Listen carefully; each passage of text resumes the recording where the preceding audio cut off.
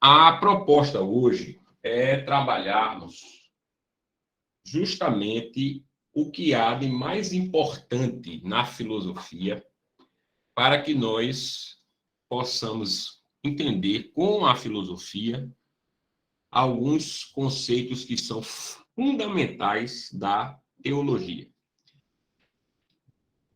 Então, é só, a filosofia, ela tem, né, uma abrangência enorme.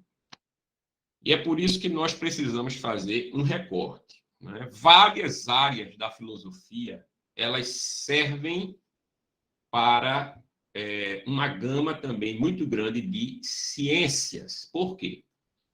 Porque a filosofia começou estudando tudo que existe, né? O projeto da filosofia é um projeto ambicioso, né? Projeto de observar, de analisar, de estudar, de compreender tudo o que existe. De modo que, quando nós falamos sobre filosofia, né, nós estamos falando sobre uma tentativa de compreender a realidade. Esta é, basicamente, a tarefa da filosofia. E a realidade é muito ampla, né?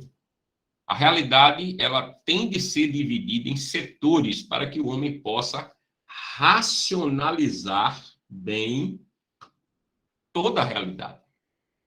Na realidade, então, nós temos setores, que são áreas para as quais o homem devota a razão. E a razão humana, então, ela vai trabalhar com essas áreas diferentes. Observe que, desde o início da filosofia, nós temos, então, uma ideia das coisas que existem e dessas divisões a partir das coisas, que nós chamamos em filosofia de entes, ou seja, dos entes, das realidades particulares. Então, todas as coisas, elas são divididas a partir dos entes que existem. Então, quando nós falamos sobre o homem, veja, eu vou detalhar isso posteriormente. Nós temos a área da biologia, que estuda o homem como um ser vivo. Nós temos a área da psicologia, que vai estudar o homem como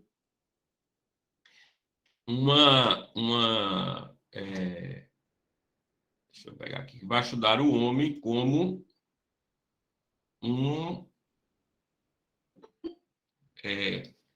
alma, né? A sua psique. Nós temos a área hoje da economia, que vai estudar o homem como alguém que é ativo em termos econômicos, não é? Mão de obra. Então, veja só, dependendo da área, o mesmo ente ou entidade, a mesma entidade, ela pode ter uma visão distinta. Então, nós temos os seres.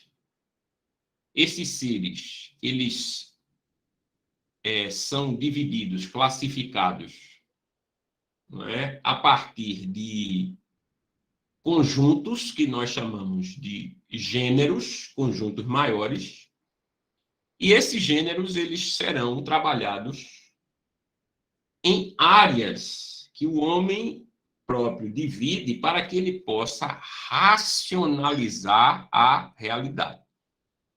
De outro modo, conhecimento algum é possível. Não é possível nenhum conhecimento. Então, quando nós falamos, ainda, observe, em relação ao homem, sobre religião, veja que nós estamos falando de uma área do homem. O homem a partir de uma perspectiva religiosa. Biologia, o homem a partir de uma perspectiva biológica. Economia, o homem a partir de uma perspectiva econômica. sociologia, o homem a partir de uma perspectiva social. E assim sucessivamente. Então, a base da filosofia é, em outras palavras, né, a própria metafísica. Então, a metafísica, ela vai ser a base de toda a filosofia. A filosofia nasce propriamente dita com a metafísica, a filosofia propriamente dita. Tá certo?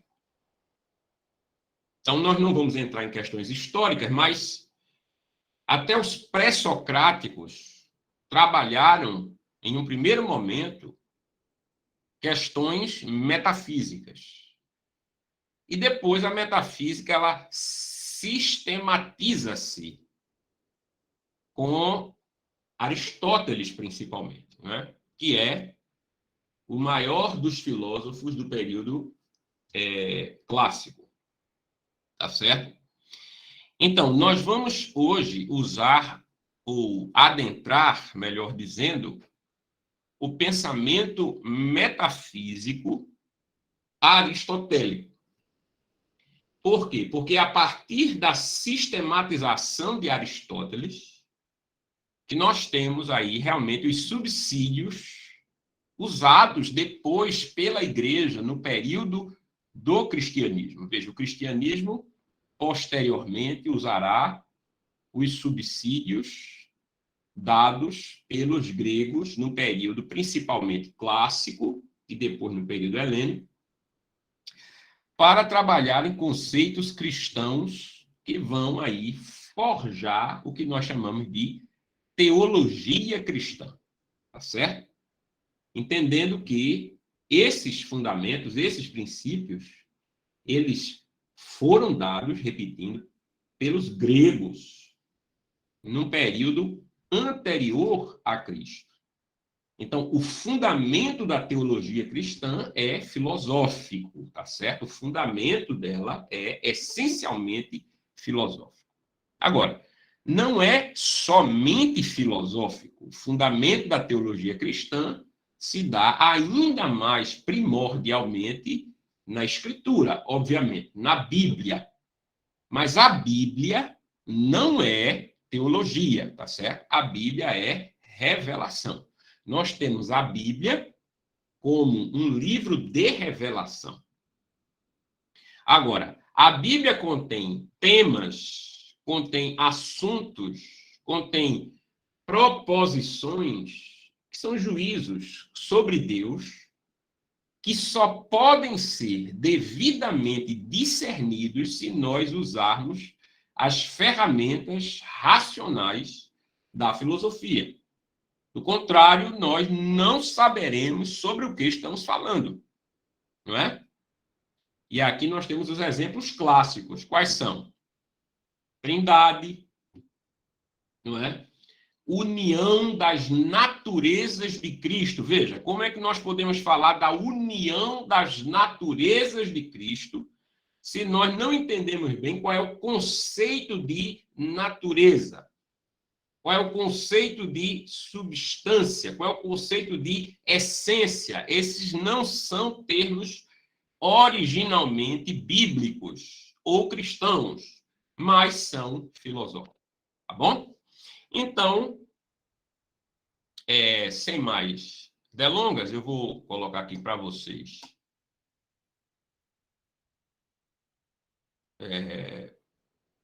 o nosso material. Nós temos aí, né, de primeiro, um pensamento aí a partir de Aristóteles, tá certo?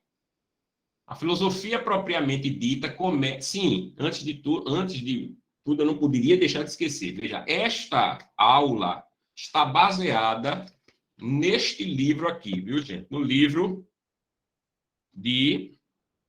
Deixa eu trazer para cá. Veja, está baseada neste livro, para você ver, não é? O livro de Luciano Rossetti Roque Frangiotti, né? Filosofia Antiga e Medieval. tá certo? Estou baseando esta aula neste livro aqui, que você encontra em todas as livrarias, um livro muito bom, certo? Apesar de ser um livro pequeno, né? Um livro que não é muito grosso, mas ele é muito objetivo, né? Um livro em que nós estamos baseando aí esta aula de hoje, tá bom? Então, a filosofia propriamente dita começa com a filosofia primeira, assim titulada e definida por Aristóteles da seguinte forma. Como foi que Aristóteles definiu a filosofia primeira? Veja, se há uma substância que não está sujeita ao movimento, a ciência que estuda que não está sujeita ao movimento, a ciência que estuda essa substância que não está sujeita ao movimento será anterior à física e será a filosofia primeira. Veja, a ciência que estuda a substância em movimento ou aquilo que está em movimento é a física. A ciência que estuda a substância que não está em movimento, ou seja, aquela substância que mas que não se move no sentido sensível, transitório da matéria, é anterior, então, à física. E Aristóteles diz assim, e nesse sentido universal, observe, e nesse sentido universal, né? Porque é primeira. Caberá a essa ciência investigar o ser enquanto ser. Então, a ciência, chamada por ele de filosofia primeira, é universal. E é esta que investiga o ser enquanto ser. Então, você tem aí, não é, uma definição rápida de Aristóteles, está certo? Então, o que é metafísica e qual é a relação da metafísica com a ontologia? Vejamos. A palavra ontologia foi cunhada no século XVII e constituída por dois vocábulos gregos, onto e logia, e significa estudo do ser ou doutrina do ser e de suas formas. Nesse sentido, ontologia é sinônima de metafísica. Então, muita gente pergunta hoje, professor, qual é a semelhança e a diferença entre ontologia e metafísica? Porque ontologia é o estudo do ser. Em certo sentido, são palavras sinônimas, mas têm as suas diferenças, tá certo? Veja, apesar disso, no século XVII, desde o século XVII, há uma polêmica em torno das palavras ontologia e metafísica. A tradição deu mais ênfase à palavra metafísica, pois Aristóteles não definiu a filosofia primeira apenas como o estudo do ser, observe, mas também como o estudo dos primeiros princípios constitutivos da realidade. Então, Aristóteles ele continua o trabalho daqueles que nós chamamos de fisicalistas, né, que estavam no início tentando estudar a origem de todas as coisas, o próprio arquê da realidade, o que estrutura toda a realidade. Mas Aristóteles percebeu que esses princípios constitutivos eles não podiam apelar apenas, não é, à especulação, não é, que fosse absolutamente indutiva, ou seja, uma indução, não é, sem qualquer base na realidade. Então, na realidade, não é, você precisaria, então, de observação para entender como as coisas elas se constituem. Então, foi pela observação que Aristóteles entendeu que a realidade ela possui princípios constitutivos. Esses princípios constitutivos, eles têm de ser apreendidos antes de se falar sobre a realidade. De modo que, se eles não são apreendidos, se eles não são percebidos, a realidade pode se tornar um caos na mente de quem a vê. É por isso que muitas pessoas não conseguem fazer corretas interações com a realidade. Porque essas pessoas não compreenderam, não entenderam, não tiveram acesso, veja, aos princípios constitutivos da realidade. Princípio esses que nós tentaremos falar aqui, se o tempo permitir, tá certo? Porque esta aula tem um objetivo de trazer para o grande público, trazer para você que está acompanhando, esses fundamentos da filosofia, que são importantes, condição sine qua non, né, para que nós possamos falar sobre questões teológicas, tá certo? Então, adiantando, veja, qual é o objeto, portanto, da metafísica, né, que estuda os princípios constitutivos da realidade? Veja, o termo objeto deriva da palavra latina objecto, ob mais jectare, e significa aquilo que é lançado ou colocado diante de, em frente de. Em sentido mais popular, é tudo aquilo que se dirige ao ato consciente do sujeito.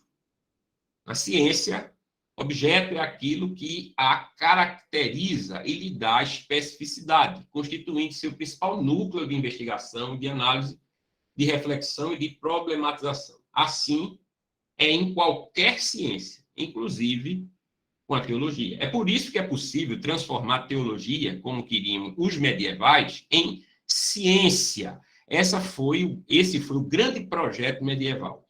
Por que é possível transformar teologia ou fazer da teologia uma ciência? Porque a teologia ela tem um objeto próprio.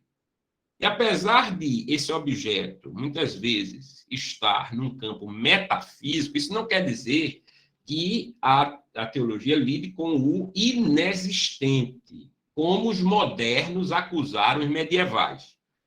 Não se lida com aquilo que é absolutamente transcendente, portanto, está fora do padrão da ciência. Porque na modernidade, ciência virou sinônimo de tudo que é sensível, ou seja, de tudo que está no plano material. É por isso que hoje, quando nós falamos de ciência, nós estamos falando de uma coisa que tem a ver com o físico. Não é? As pessoas, quando falam de ciência, elas pensam que ciência só tem a ver com o sensível, com o material. Mas ciência, o termo ciência, é muito mais abrangente e envolve principalmente o metafísico. Até porque a própria ciência, ela não é baseada, teoricamente, no físico. A ciência é baseada na filosofia, tá certo? Ou seja, o que engendra, que define o que é ciência, não é a ciência. O que define o que é ciência é a filosofia. Veja, ela própria não está baseada no físico. Ela própria está baseada em uma ideia. Portanto, aquilo que estrutura a ciência não é, nos padrões da ciência moderna, não é científico.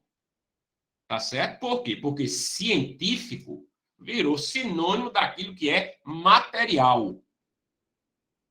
E é isto que nós devemos ter em mente, né? Porque muitas vezes o teólogo é alvo de discriminação por parte da sociedade ignorante, que afirma que o teólogo lida com aquilo que não é científico. Não é científico no padrão da ciência moderna, tá certo? Da ciência pela ótica da modernidade, que restringiu o científico àquilo que é material. Ok? Então, isso é algo que tem que ficar claro. E aqui, continuando, né? O objeto da ciência se divide em formal e material. O objeto material é o ser concreto e o formal é a característica particular, o aspecto especial que se dá ao objeto. Por exemplo, uma ciência que é puramente formal é a matemática. A matemática é uma ciência formal. Ela lida apenas com formas. Números são ideias, são formas. Ela não lida, a matemática não lida, veja, com nada material. Agora, as relações da matemática com outras ciências, é que dão a impressão de que a matemática lida com coisas materiais, mas ela não lida. Vou dar um exemplo. Quando nós falamos de física, hoje em dia, fala-se muito de matemática, na física, claro. Por quê? Porque nós temos relações de coisas físicas. Essas relações, elas são registradas na linguagem matemática. Mas a matemática em si lida com coisas que não são físicas, lida com entidades puramente abstratas. Então, a ciência ela pode ter uma área de investigação formal, puramente formal, e material. Tá certo? Agora, observe, a maioria das ciências tem uma área tanto formal quanto material. Tá certo? Então, tem um objeto formal das ciências e tem um objeto material das ciências. Veja que essa divisão acerca das ciências tem como base a filosofia. Tá certo? Então, observe aqui, por exemplo, a biologia. Veja, a biologia estuda o homem como ser vivo. A zoologia enquanto animal. A psicologia em sua psique. As três têm o mesmo objeto material, que é o ser humano físico. Mas tem três objetos formais. O que é o objeto formal da biologia? É o ser vivo. O que é o objeto formal da zoologia? É o animal, o conceito de animal. O que é o objeto formal da psicologia? É o homem consciente, ou o homem psíquico, ou a psique. Tá certo? Então, nós temos três ciências com três objetos formais diferentes e o mesmo objeto material, que no caso é o homem mesmo, o ser humano concreto. Mas os objetos formais dessas três ciências são diferentes. Ok? Então, assim, nós temos uma diferença entre objeto formal e objeto material. Né? Então, continuamos. Os objetos materiais da metafísica são todas as coisas, todos os entes que compõem a realidade. Seu objeto formal, todavia, é o ser enquanto ser. Cada ciência estuda um ente ou um aspecto da realidade em particular. A metafísica estuda toda a realidade. Então, o que a metafísica diz não é sobre um ser, mas é sobre o ser. Então, quando nós falamos em termos metafísicos, estamos falando do ser, e não de um ser, ou de um aspecto da realidade, tá certo? Toda a realidade interessa à investigação metafísica, um componente presente em todos os entes, que é o ser. O objeto formal da metafísica, veja, é a via de acesso ao seu objeto material. Significa que somente é possível chegar ao ser através dos entes. O ente é, portanto, o ponto de partida da metafísica. É por isso que nós estamos aqui nos restringindo a Aristóteles. Aristóteles defendia essa ideia. Veja, qual é a ideia que Aristóteles defendia? Que o ser, né, ele pode ser trabalhado em termos racionais a partir dos entes. Né? Os entes, eles têm formalmente o ser em si mesmos. Então, os entes, as coisas que existem no mundo, elas concentram em si as próprias formas, as suas unidades formais ou imateriais, que nós vamos falar no decorrer dessa aula ainda. Então, observar as coisas é muito importante. E isso, meu querido, minha querida, você que acompanha essa aula, isso faz com que a pessoa ela tenha uma visão mais acurada da realidade. Veja, hoje, um grande problema para as pessoas é enxergar bem a realidade. O que a realidade está dizendo. Porque muitas pessoas elas não conseguem ter uma leitura correta da realidade. Porque elas acreditam naquilo que elas projetam na realidade. Isso é uma coisa totalmente diferente de você observar e descrever fielmente o que a realidade está dizendo. Então, Aristóteles, nesse aspecto, ele foi alguém muito fiel à realidade. Ele descreveu corretamente a realidade. Né? Então, mais do que os seus predecessores, tá certo? Daí a importância, né, de Aristóteles, principalmente para os medievais e para a discussão que nós estamos tendo agora sobre metafísica. Ok? Continuando. O que é o ente? O que é, então, isso que nós chamamos de ente? Né? Veja, a palavra ente vem do grego toon e do latim ens. E quando usada no português, designa alguma coisa sem uma determinação precisa, como, veja, ente querido, ou ente de outro mundo, ou entidade filantrópica. Veja, essa abstração, não é, que nós nos acostumamos a falar, não significa que nós a compreendemos bem. Não é? Quando nós falamos dessas coisas que são reais, veja, são reais, não é? E tem a ver com a relação que nós temos com elas. Isso não quer dizer que, porque são faladas, são compreendidas. Por exemplo, quando nós falamos de algumas coisas como a corrupção, nós estamos falando de uma entidade, ou seja, é algo que existe como um ente. Mas só existe como ente, como entidade, em práticas. Então, a corrupção em si não existe. Não existe esta entidade, a corrupção. A corrupção é uma ideia. Veja, a corrupção é uma forma. Então, é um aspecto formal que baliza, que baseia várias práticas que podem ser consideradas pertencentes a esta chamada de corrupção. Ou seja, podem ser classificadas como corruptas. Então, quando nós falamos que o problema do Brasil é a corrupção, nós não estamos falando nada. Nós estamos falando sobre um aspecto formal apenas. O problema no Brasil é a corrupção, mas é a corrupção, não é, nas ações de corrupção.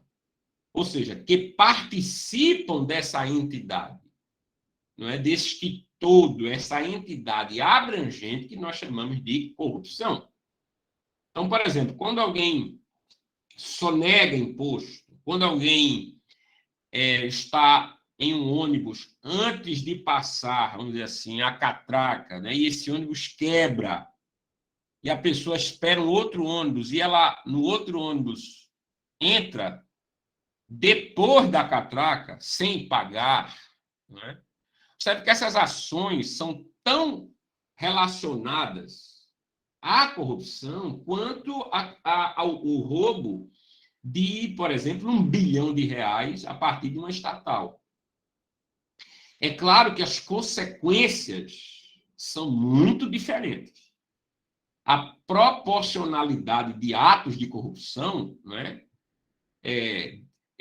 a proporcionalidade ela tem de existir para que você consiga mensurar os efeitos de atos de corrupção. Não se comparam, obviamente, né?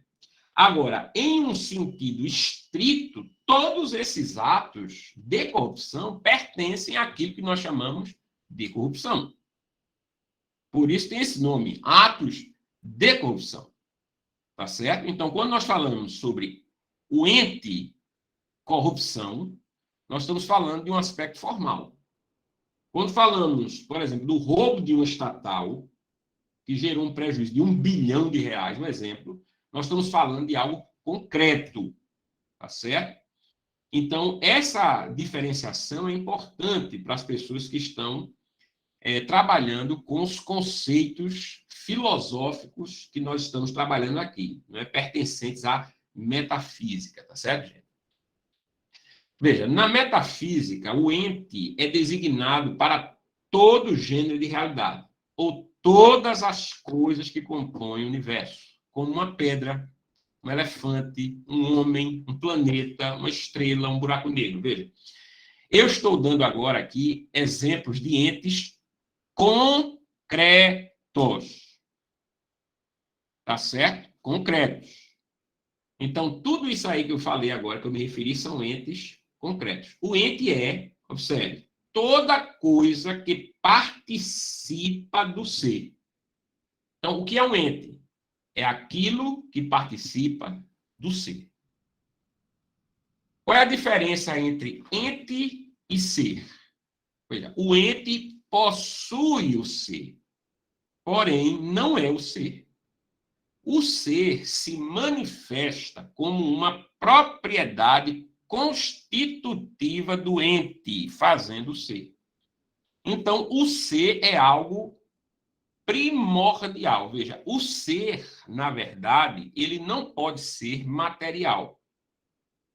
Apesar de nós falarmos, não é, sobre o ser como algo material, o ser, na verdade, não é material. O que é material? O ente. Veja, o ente é uma entidade, ou seja, o ente ele tem características de materialidade. Então, ele tem concretude. O ser é aquilo que subsidia o ente. Então, o ente possui o ser, tá certo? Mas não se limita, veja, o ser não se limita ao ente. O ser tem um conceito mais abrangente, ok? E aqui continuamos. O ente se diferencia do ser, Essa diferença ontológica consiste no fato de que o ente é ser determinado. O ente é ser determinado.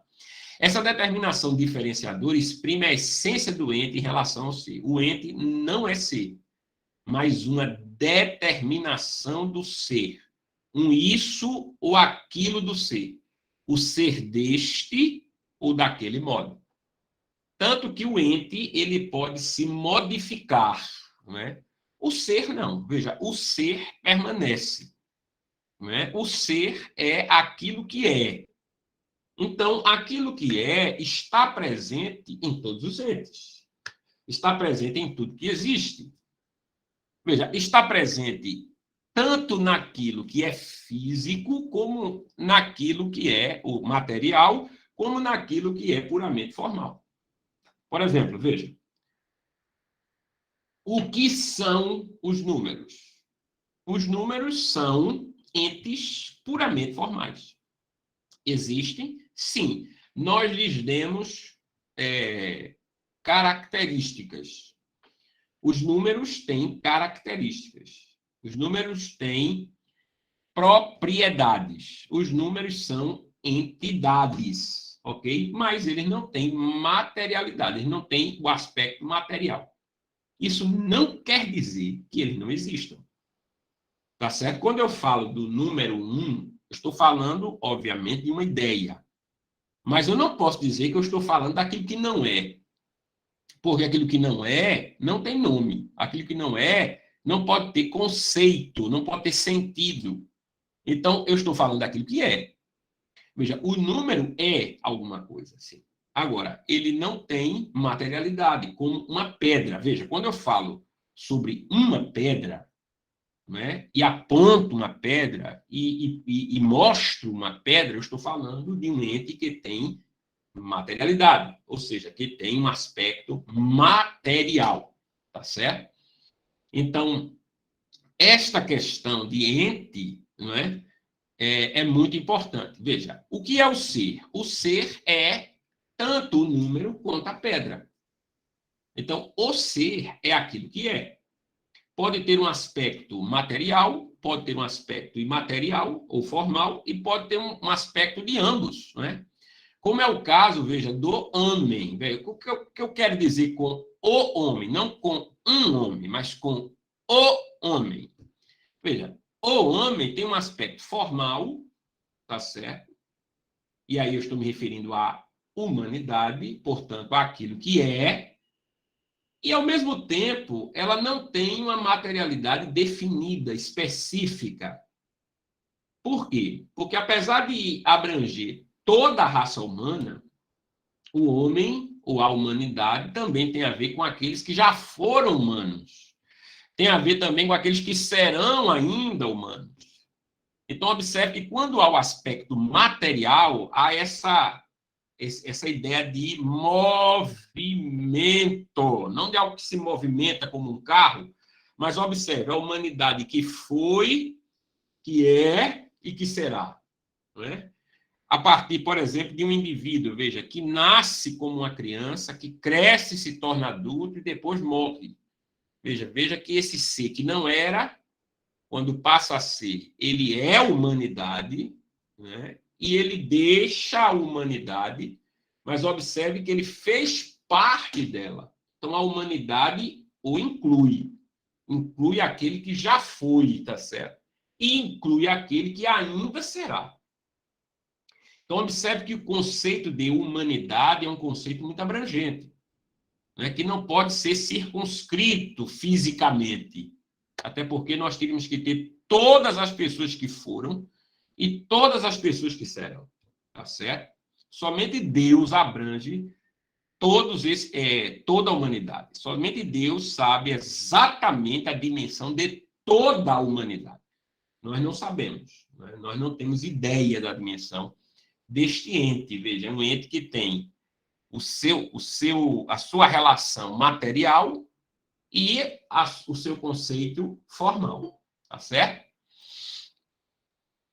Aí, né, de Molinaro, 2005.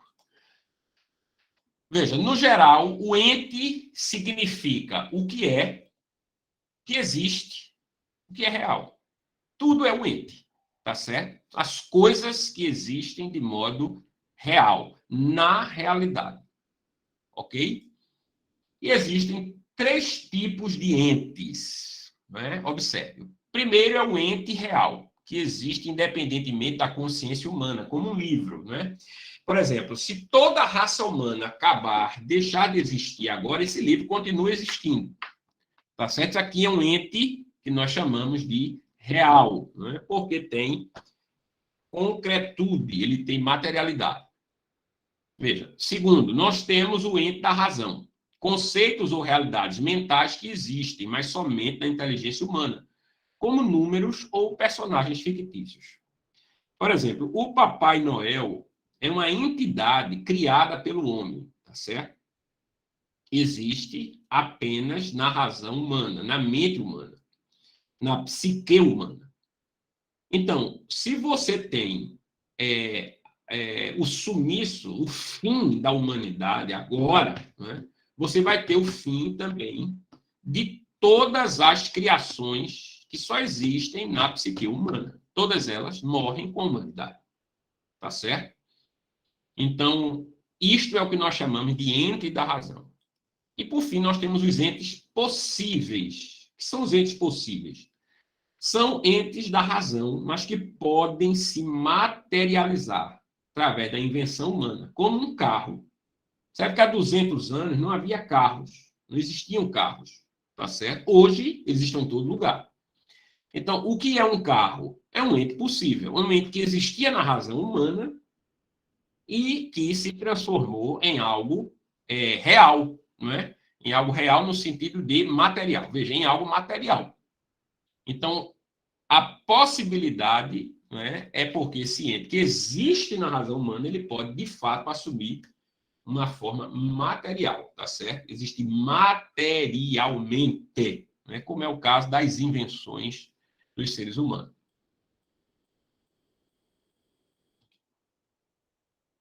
E o que é a essência? Veja, a essência, modo de ser dos entes. Né? Nós falamos muito hoje sobre essência, não é? Isto é essencial, essencialmente, não é? Ou seja, em termos essenciais, não fale isso aí. Qual é a essência disso? Qual é a essência do que você está falando? Veja que o termo essência é um termo hoje comumente falado, mas no sentido filosófico, a essência, não é? O que é que nós podemos dizer sobre ela? Podemos dizer que é o modo de ser dos entes. Não é? Falamos de entes, agora falamos de essência. O termo essência deriva da palavra grega ousia, que foi traduzida para o latim como essentia, e designa aquilo que faz uma coisa ser tal qual é. Os entes são compostos por dois princípios constitutivos. Os entes, as coisas que existem no mundo real.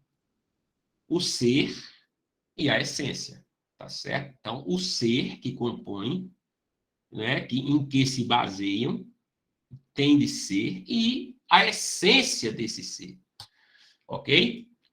Na medida em que os entes são, ou seja, existem, são de modo específico, ou seja, aparecem ao sujeito cognoscente, nós, como uma determinação particular, como uma árvore, uma pedra, uma casa. Quando pronunciamos estes nomes, na realidade expressamos a essência dos mesmos, isto é, sua natureza. Existe em cada ente um núcleo do qual emanam suas características, seus predicados. Por exemplo, quando eu falo assim, uma árvore, veja, com esta palavra, não é, eu estou falando sobre algo essencialmente. Quando eu falo uma pedra, o mesmo. Quando eu falo um rio, o mesmo. Quando eu falo um planeta, o mesmo, tá certo? Quando eu falo sobre qualquer ser vivo, por exemplo, um elefante, um leão, o mesmo. Eu estou falando sobre algo de modo essencial. Na própria palavra ou no próprio nome da coisa está a sua essência. É por isso que os nomes são tão importantes para nós, seres humanos. Tá certo? Porque quando nós nominamos as coisas, estamos, de certo modo, né, falando sobre a natureza daquilo que estamos nominando, né, ou denominando, tá certo?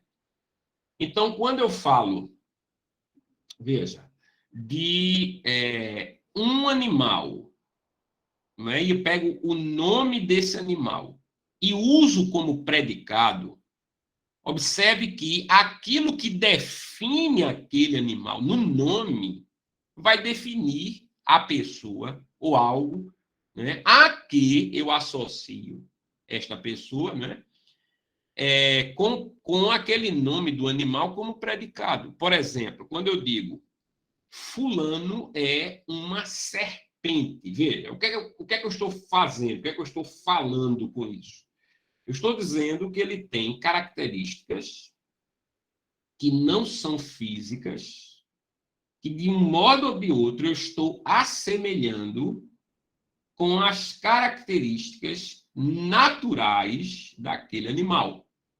Então, a serpente, ela tem uma série de características. Por exemplo, como ela não pode se locomover com pernas, como ela precisa rastejar, ela tem que suplantar essa deficiência, essa desvantagem, né, com outras vantagens que ela terá de desenvolver. Então, ela tem uma sagacidade, uma esperteza, uma capacidade de se camuflar, de sentir presas que outros animais normalmente não têm. Então, veja, quando eu digo que fulano é uma serpente, eu estou dizendo que ele tem as características não naturais, tá certo? Que se assemelham às características naturais daquele animal, né? E com isso, eu estou definindo algo pelo nome. Veja, o nome já traz consigo, não é, a definição. Quando eu digo assim, fulano, vocês fiquem plantados aí. Olha, uma das características normalmente das plantas serem imóveis, não é? Não se moverem. Então, quando eu falo de plantar, né, no sentido principalmente figurado do termo, eu estou me referindo a algum tipo de imobilidade, que é característica das plantas. As plantas não se movem. Não é? Quando eu falo de uma planta, não é? Ou seja, de um projeto, não é? E quando eu falo de isso está plantado no sentido de uma planta também, só que no sentido figurado, veja que eu estou trazendo características de algo que eu denomino com um nome, né? A planta. Então, independentemente de qual seja a vida vegetal, né, quando eu a resumo com esta palavra, eu estou dizendo alguma coisa sobre a sua própria natureza. Então, os nomes têm essas características. E é por isso que o filósofo ele tem um cuidado, deve ter um cuidado enorme com os nomes, um rigor com a questão linguística. Coisa que hoje se tornou cada vez mais banal. As pessoas elas falam sem consequência, elas não sabem sobre o que estão falando, elas não sabem definir as coisas, elas não sabem especificar as coisas e falam de algo pensando em outra coisa. E isso cria, gente, um caos, uma confusão generalizada dos demônios, dos diabos, né, demoníaca, que impede, muitas vezes, que nós compreendamos uns aos outros. Tá certo? Por quê? Porque não há rigor linguístico. Tá certo? Não há um rigor no sentido de nós sermos aí estritos com aquilo sobre o que nós estamos falando. Não é? E é por isso que há tanta confusão. Não é? E as redes sociais aumentaram essa confusão. Amplificaram-na. Né? Por quê? Porque tem muita gente que fala as coisas, tá certo? E toma partido, e pensa algo, e deduz algo de imediato, sem nenhum tipo de rigor linguístico. Ora, se não há rigor com aquilo que se diz, né, como se diz também não será importante, tá certo? E aí, tudo isso gera confusão, né? Gera confusão. As pessoas falam alguma coisa, se entende outra, repassa de outro modo, e assim nós temos esse caos hoje de comunicação, amplificado ainda mais pelas redes sociais, tá certo?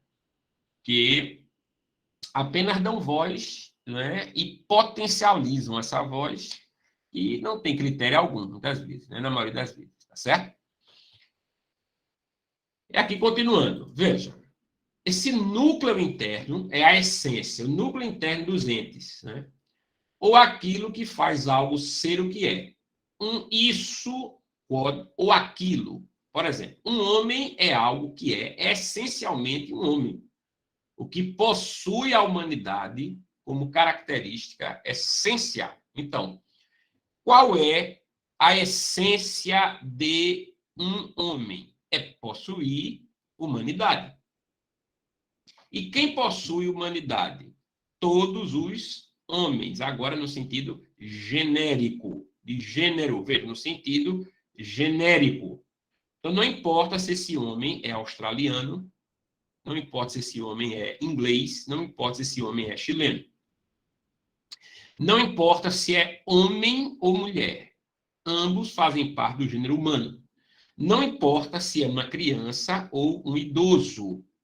Não importa, observe, se está de coma ou não, ou está consciente.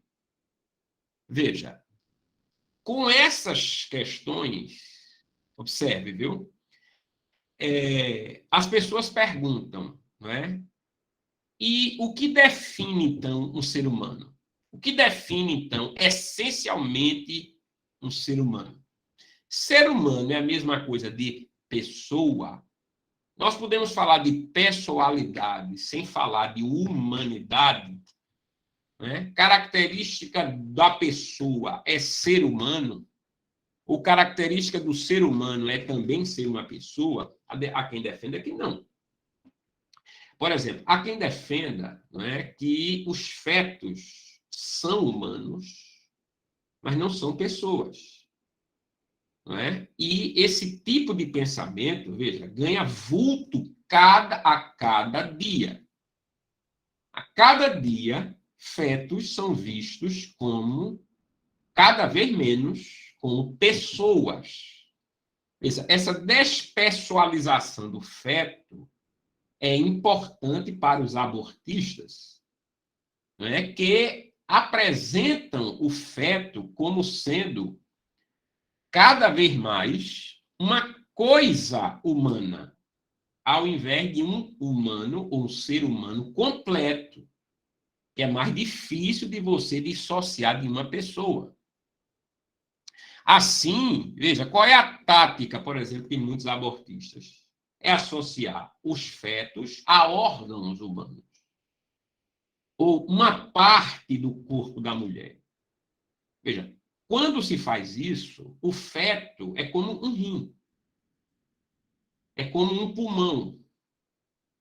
E nós sabemos que pessoas vivem muito bem sem um rim, né? Elas podem fazer operação de rim e viver normalmente. Ou tirar outros órgãos do corpo e viverem normalmente. Então, quanto mais se associa um feto a uma coisa humana, despessoalizando-o, tá certo? Menos, né, rigorosa fica a questão do aborto. E a retórica abortista hoje é exclusivamente quase esta, a de que o feto é parte do corpo da mulher, pertence à mulher, portanto, pode ser retirado, como alguém retira um rim, tá certo? Então, uma pessoa, ela não é incentivada, mas ela pode fazê-lo, tá certo? Então, veja que esse tipo de discussão, toda ela está baseada, não é, em questões filosóficas. Veja, eu estou falando hoje de uma das mais controversas questões morais no Ocidente. No mundo, não é? Mas principalmente no Ocidente. E onde está a base disso? A base disso está na filosofia. Tá certo? Por quê? Porque é a partir de conceitos fundamentais filosóficos que nós podemos debater sobre o que é o ser humano. Veja, o ser humano é o quê? Tá certo? Continuando. Essência é, pois, aquilo que faz uma coisa ser o que é. Todas as coisas têm, por uma parte, o ser. E, nesse sentido, as chamamos de entes. Porém, ao mesmo tempo, todas elas possuem uma essência que permite receberem nomes distintos. Em virtude de sua essência, o homem é homem, o vinho é vinho, a água é água, e não outra coisa que compõe o universo. Um outro exemplo de como isso hoje é importante diz respeito às questões de gênero. Veja, quando se fala de homem, né, hoje o termo está em termos sociais, a partir de uma perspectiva sociológica, cada vez mais dissociado esse termo está homem, né, de um ser do sexo masculino. Ou seja, a cada dia que passa, o conceito de homem se desvencilha da biologia e se cristaliza, né, em termos de antropologia e antropologia cultural. Então, o conceito de homem só pode ter esta plasticidade, não é, de homem no sentido de gênero humano, gênero, tá certo? Agora, gênero sexual. Só pode ter essa plasticidade se não houver o padrão biológico.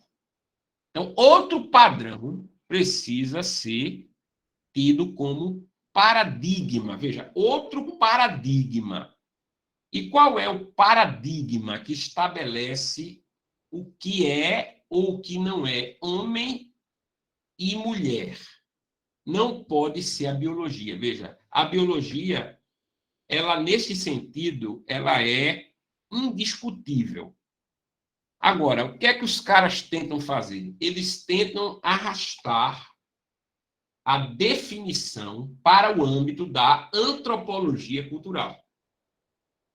E aí a antropologia cultural, que tem, por definição, mais plasticidade, veja, para trabalhar o que é ou o que não é. O homem, tá certo? Em termos culturais, veja, é nesta área, tá certo, que aqueles que defendem, por exemplo, a ideologia de gênero encontrarão um refúgio maior.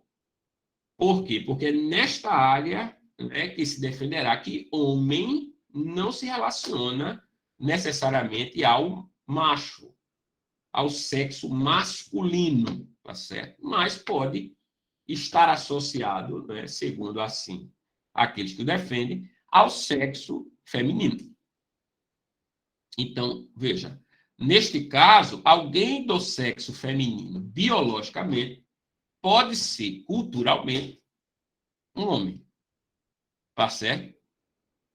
E a discussão hoje está neste nível, neste patamar.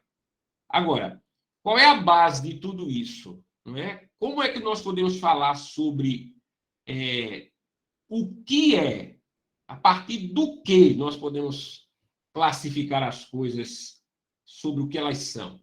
A partir da filosofia.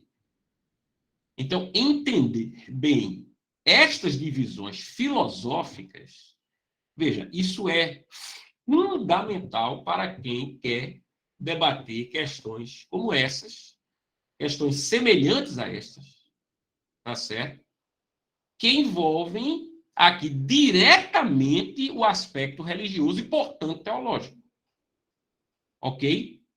Tirando ou desvencilhando-nos um pouco da paixão de quem defende ou de quem acusa, numa perspectiva teológica, numa perspectiva, obviamente, religiosa também, nós não podemos abrir mão desses conceitos.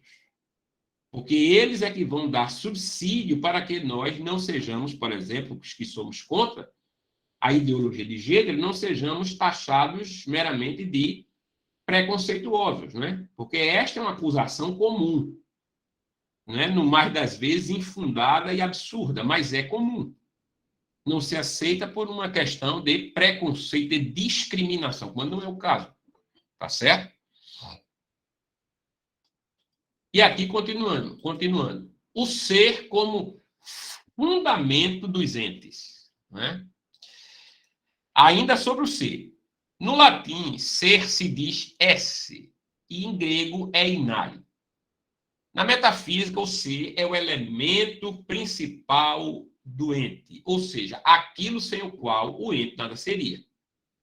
Sem o ser, o ente não teria forma, tamanho, peso, cor ou qualquer realidade. Então, o ser é o que dá subsídio ao ente de existir. Né? O ser não é uma realidade física, mas metafísica. Não se toca em um ser, mas, na verdade, só se pode tocar em sua manifestação de existência, ou seja, no seu ente. O ser está no ente, mas não é o ente. Não é uma realidade material, mas faz tal realidade existir. Faz a realidade ser alguma coisa. Por exemplo, a cadeira é um objeto que é puramente, veja, a cadeira é um objeto, não é, formal. É claro que quando eu penso em uma cadeira, qualquer que seja ela, eu estou pensando normalmente em um ente possível. Por quê? Porque, dependendo da cadeira que eu imagine, eu posso transformar isso que está na minha mente em algo material. Então, daí o nome ente possível. Não é? Existem cadeiras dos mais diversos tipos, mas todas elas participam, não é, de um conjunto maior chamado de cadeira. Então, quando eu penso na cadeira, eu não posso tocá-la, porque a cadeira é aquilo, veja, que dá condições de todas as cadeiras se transformarem em entes concretos. Então, a cadeira é um ente abstrato, é o próprio ser, tá certo? É uma ideia, desculpe, é uma ideia abstrata. É o próprio ser. Mas este ser é o que dá condições de todas as cadeiras existirem. Então, as cadeiras participam, não é, dessa forma que é universal. Mas essa forma não se resume, veja, ela não se resume às cadeiras que existem. Por quê? Porque pode-se inventar ainda uma cadeira que participará, né, dessa ideia de cadeira, mas ela não existe hoje ainda. Ela pode ser pensada amanhã, pode ser pensada depois de amanhã.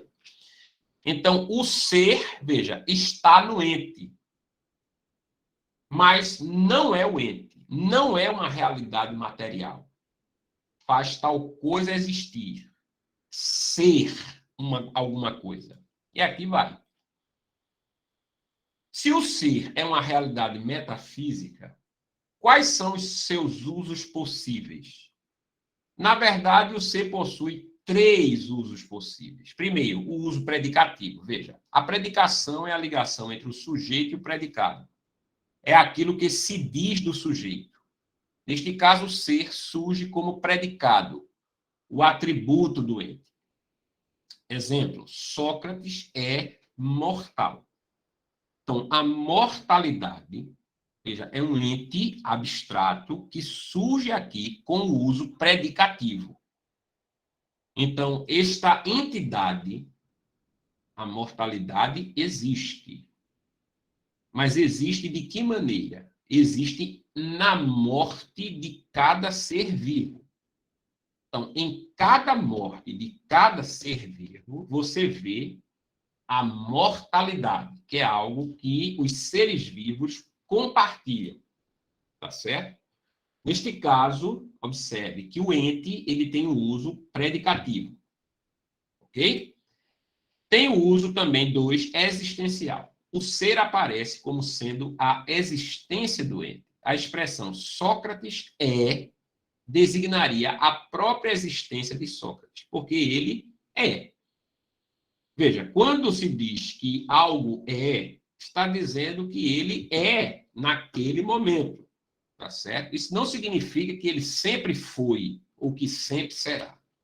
Somente Deus é no sentido metafísico, ou seja, somente Deus é em um sentido que transcende o tempo.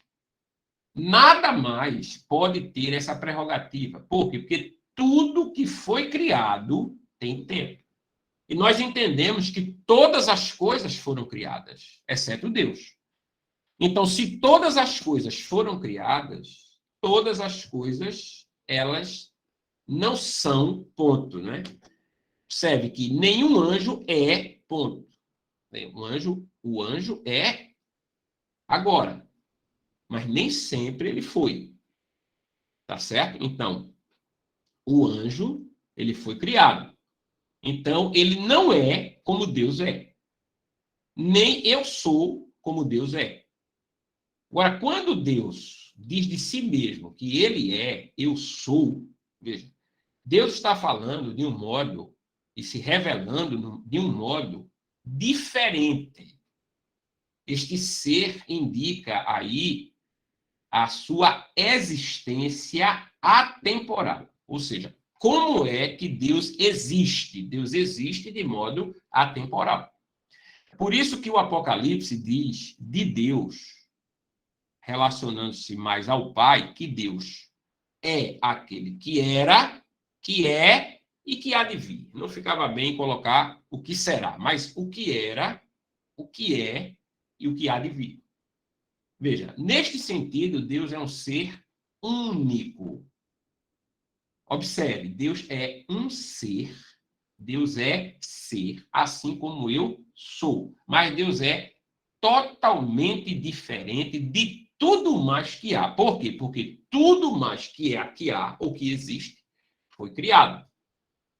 Então não tem uma existência eterna. tá certo? De fato, nenhum ser no universo pode dizer que é. E quando você diz que é, não é simplesmente é, você tem que entender de imediato que está se dizendo que é em uma faixa de tempo, tá certo? Pode não ter fim, mas tem início, tá certo? Mas teve início. Então, você tem aquele que é, na pessoa de Deus, como sendo radicalmente diferente de tudo mais que é criado. Tudo mais que é na realidade, certo? Seja ela espiritual, seja ela física. E, por fim, nós temos aí o uso participativo do ser. O ser aparece como um ato, uma perfeição do ente. Isso aí eu explico melhor adiante. Né? É aquilo que o ente é plenamente. Né? Aquilo que o ente é no seu ato. Tá certo? Por exemplo, quando se diz assim, Arthur Eduardo é professor de filosofia. Veja, está se dando um atributo aí, né? Professor de filosofia. Então, está se dando um atributo. Então, se eu estou lecionando aquilo, diz que aquele atributo, aquilo de que o ente participa, né, ou faz parte do ente de modo perfeito. Tá certo? Se o ser é uma realidade metafísica, quais são seus usos possíveis? Aí está repetindo, são os 3 usos, né, que nós já falamos. E aí, então, nós temos a metafísica de Aristóteles, né, que nós vamos passar para encerrar esse momento de hoje, tá certo? Veja, a metafísica para Aristóteles investiga, primeiro, aquilo sem o que não há seres, nem o conhecimento dos mesmos. Os 3 princípios lógico-ontológicos e as chamadas 4 causas de tudo que existe. Tá certo? Então, esses são princípios axiomáticos. O quê? Das causas e os chamados princípios lógico-ontológicos. Tá certo? 2. Aquilo que faz um ser necessariamente o que ele é. E 3, aquilo que faz um ser necessariamente como ele é. Por fim, aquilo que faz um ser existir como algo determinado, como algo substancial, como uma substância. Então, para Aristóteles, a metafísica investiga esses 4 pontos, ok? Continuando. Se há tão diferentes tipos de substâncias, essências, se para cada uma delas há uma ciência, por exemplo, física, biologia, meteorologia, astronomia, antropologia, psicologia, ética, deve haver uma ciência geral, ampla, universal, anterior a todas essas, cujo objeto não seja essa ou aquela modalidade da essência, mas a essência em geral. Esta essência geral é precisamente a filosofia primeira que Aristóteles identificou com a teologia, que diz respeito ao divino.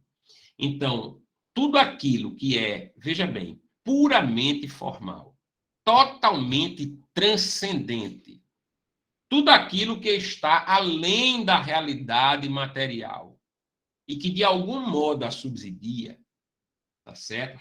Subsidia a realidade material, é o âmbito do divino, é o âmbito do Deus. Isso não quer dizer que Aristóteles imaginou uma divindade como a da Bíblia, tá certo? Uma divindade pessoal. O conceito de divindade para Aristóteles é muito mais impessoal do que pessoal. É como realmente um motor que deu início a todas as coisas, tá certo? Diferentemente de Platão. Platão imaginou que todas as coisas vieram a existir através da obra de um artífice. Então, um demiurgo, né? Alguém que deu ao mundo, né, toda esta racionalidade existencial. Então, a razão vem deste demiurgo. Então, neste sentido, a divindade, de acordo com Platão, é muito mais pessoal, ou seja, se assemelha muito mais a uma pessoa do que a divindade a partir de Aristóteles. Tá certo? Mas Aristóteles rejeita essa questão, por quê? Porque admitindo um mundo suprassensível, Platão também admitiu, né, algumas coisas existindo eternamente neste mundo, que nós chamamos hoje de mundo das ideias, tá certo?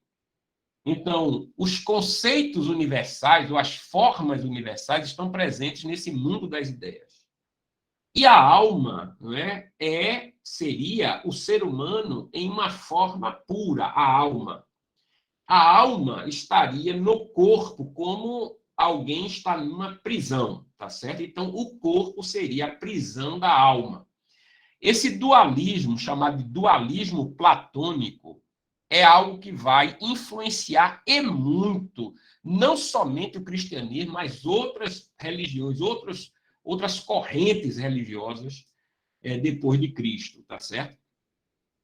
Então, nós temos o dualismo platônico, né? E nós temos o dualismo aristotélico. Só que o dualismo aristotélico é muito menos excêntrico do que o platônico.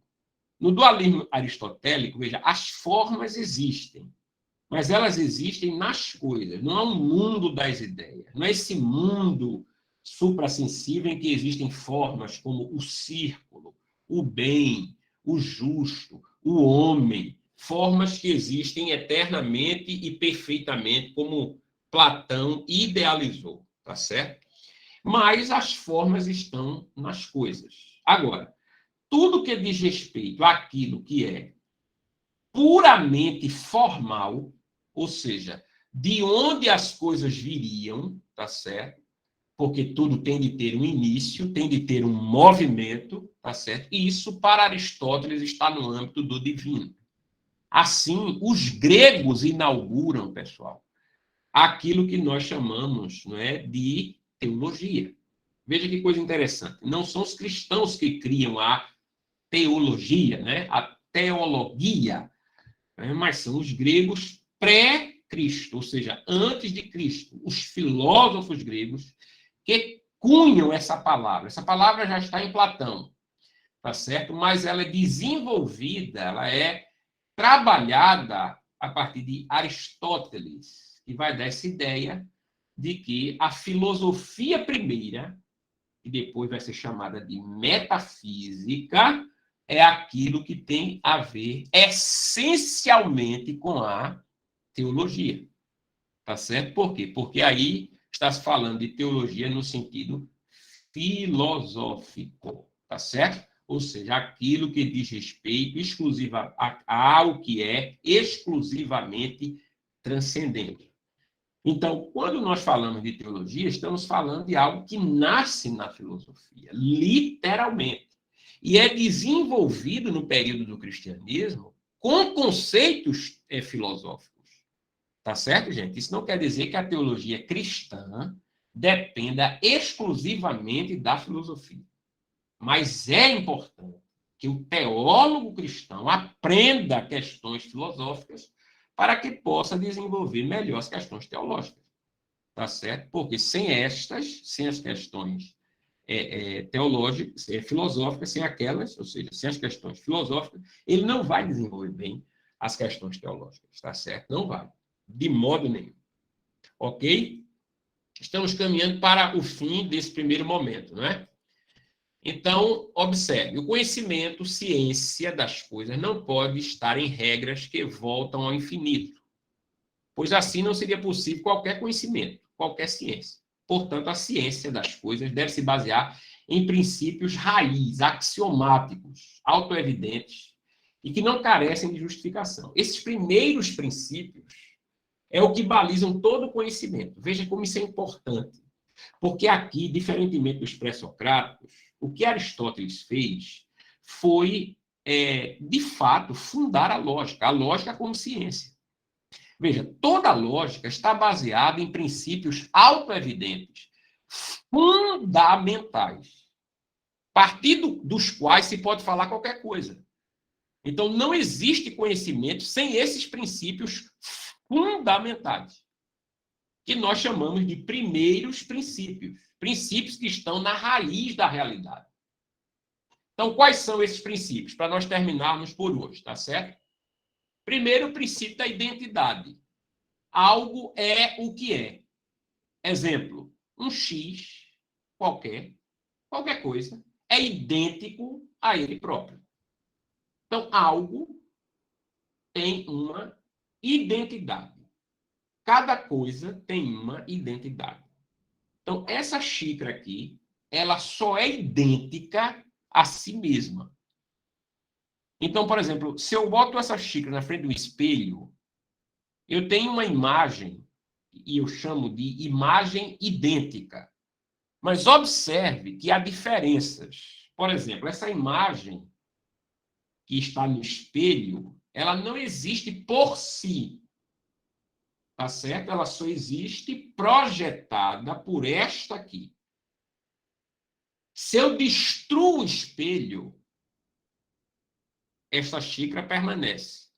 Se eu destruo a xícara, eu também destruo a imagem no espelho.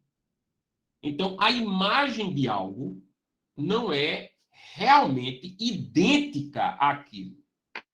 É por isso que você e eu temos uma identidade. Identidade que é pessoal e intransferível. Nenhuma pessoa no globo pode ter a mesma identidade, porque alguém ou algo só é idêntico a si mesmo. Esse princípio é autoevidente e ele tem que estar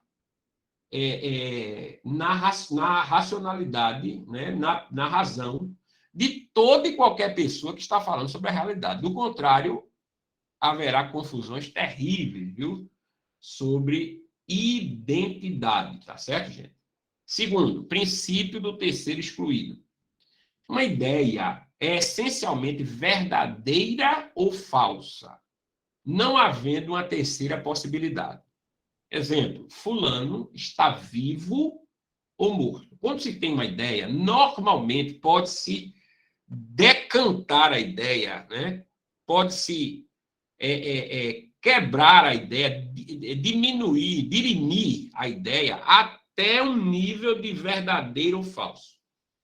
Por exemplo, quando eu digo assim, quando eu penso, eu estou aqui na minha sala, dando essa aula agora, mas eu penso, vou na cantina porque lá, veja, deve ter algo para comer.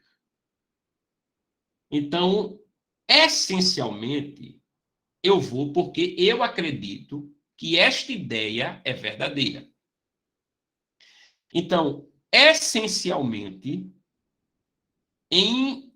na cantina, ou há algo para comer, ou não. Não há uma terceira opção.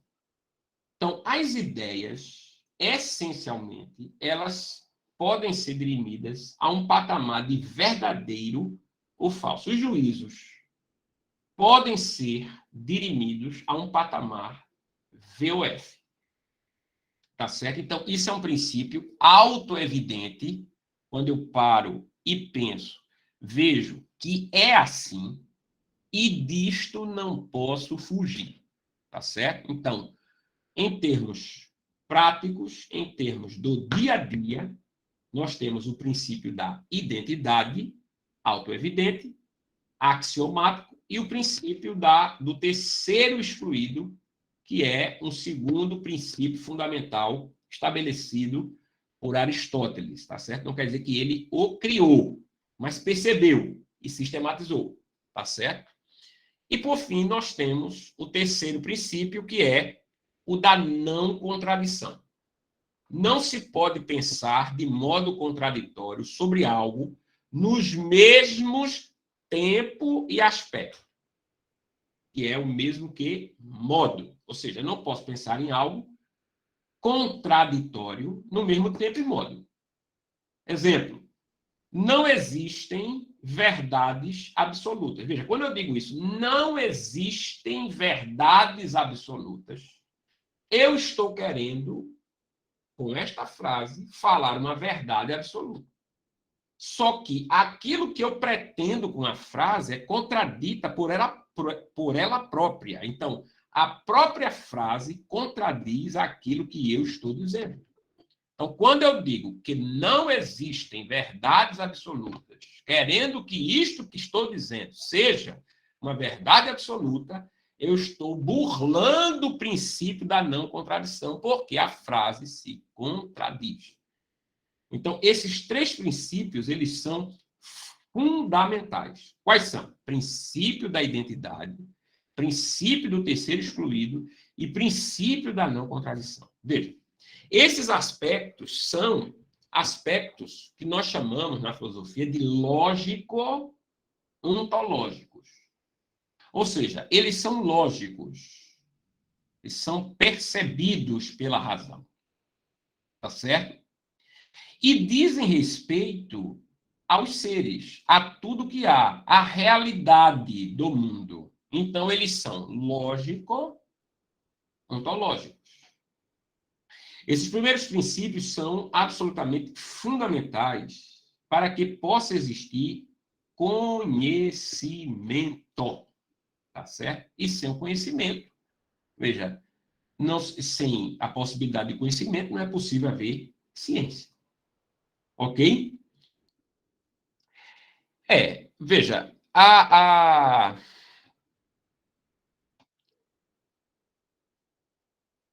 essencialmente, deixa eu parar aqui a apresentação. Para quem não é acostumado com filosofia, tá certo? Pode parecer algo realmente muito intrincado, mas de fato não é. Não somente não é, eu posso dizer que é hábito, de fato, porque nós não somos acostumados a pensar sobre estas coisas, nós não somos acostumados a pensar analiticamente. Isso não é culpa sua, viu? Isso não é culpa de ninguém, porque ninguém nasce sabendo de coisa alguma. Mas o nosso sistema educacional, de modo geral, achou por bem tratar isso como algo que não tem muita importância no decorrer aí da nossa história e principalmente em um passado recente. De modo que, para muitas pessoas, isso é um tanto quanto obscuro e está longe, da realidade do seu dia a dia. Mas eu garanto que isto é falta de hábito apenas, de prática, porque nós não estamos tratando sobre coisas que são fantásticas, ou fantasiosas, nós estamos tratando sobre a realidade, a realidade das coisas, tá certo? Que é o pontapé inicial da filosofia. De modo que eu pretendo fazer outros momentos para disseminar o conhecimento filosófico e teológico, tá certo? Outros momentos como esse que eu estou fazendo hoje, principalmente nas quartas-feiras, trazendo sempre uma novidade aqui para que possa ser compartilhada aí com vocês, tá certo, gente? Ok? É muito importante aí. Deixa eu ver aqui, acho que tem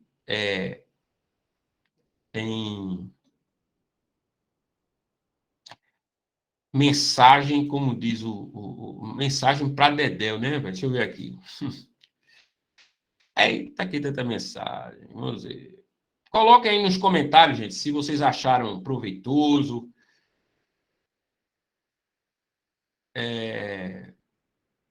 Não é? Esse primeiro momento foi para trazer uma preliminar sobre metafísica, tá certo? De onde nós vamos partir para uma discussão, um desenvolvimento posterior. Viu? Essas aulas, esses momentos, essas palestras, aulas serão gratuitas, tá certo? E eu vou trabalhar sempre no intuito de trazer essa informação, nivelando assim, tendo como nível a ideia de que eu estou tratando isso pela primeira vez. Então, quem já conhece esses conceitos se recicla, quem não conhece os aprende, tá certo? E nós vamos aí desenvolvendo os mesmos. Agora, não vai ser toda quarta-feira filosofia, eu vou estar falando sobre outros temas importantes, tá certo? Mas eu vou sempre trazer aqui uma questão assim pertinente, importante, tá bom? Estou vendo aqui os comentários. Rapaz, quem está aí? Deixa eu ver quem está aí. Tem muita gente ainda aí. Barbosa, você está aí, Barbosa? Estou vendo você aí, viu? Calvino está aí também, ó. Calvino está cheinho. Reginaldo. Eita, Ana Paula. Olha, Paulo Arruda. Eita, que coisa boa, gente. Alunos do IALT. Gesiel, meu irmão, um abraço. Meu amigo professor Djalma também está aí. Filósofo. Eita, coisa boa. Valdênio, muito bem, querido. Jacira, de Itapsuma, querida. Muito bom lhe rever também, viu? Melk, meu irmão, você também está aí, aluno do IALT, sempre assíduo, né? Reginaldo, eita, coisa boa. Quem mais está aí? Rosângela, aluna lá do nosso formada, né? Bacharel. Gente, eu vou pedir que vocês, se possível, se for possível, ligue a câmera. Eu queria que a Rebeca tirasse uma foto aí, uma imagem aí. Por favor, gente. Eita, coisa boa. Ana Paula, o Alisson, Rosângela, eita, gente. Rebeca vai tirar uma foto aí, gente, tá certo? Uma imagem. Liga a câmera, por favor, para botar o maior número de pessoas aí possível. Eu vou compartilhar nas redes. Pessoal, deixa eu dar um aviso aqui para vocês. Olha, na próxima quarta-feira, eu vou conversar com um geofísico, poeta, tá certo? Cantor, tá bom? Cientista, vai falar sobre literatura, poesia e teologia e fé, não é? De ascendência ucraniana, tá certo? Muito conhecido antigamente, né? Tem muitas músicas que se canta aí, e eu chamo ele carinhosamente, ele é conhecido por Volô. Vai estar conversando comigo na próxima quarta-feira, eu vou fazer um cartaz, vai falar sobre ciência e fé, tá certo? Não perca a conversa da próxima quarta-feira, vai ser muito bom, permitindo Deus, e depois eu vou dar continuidade a este assunto filosófico e outros teológicos aqui, tá certo? Nas quartas-feiras, se Deus permitir, tá bom, gente? Pessoal, valeu, um grande abraço e até a próxima, se Deus permitir, gente. Valeu, grande abraço, pessoal, até mais.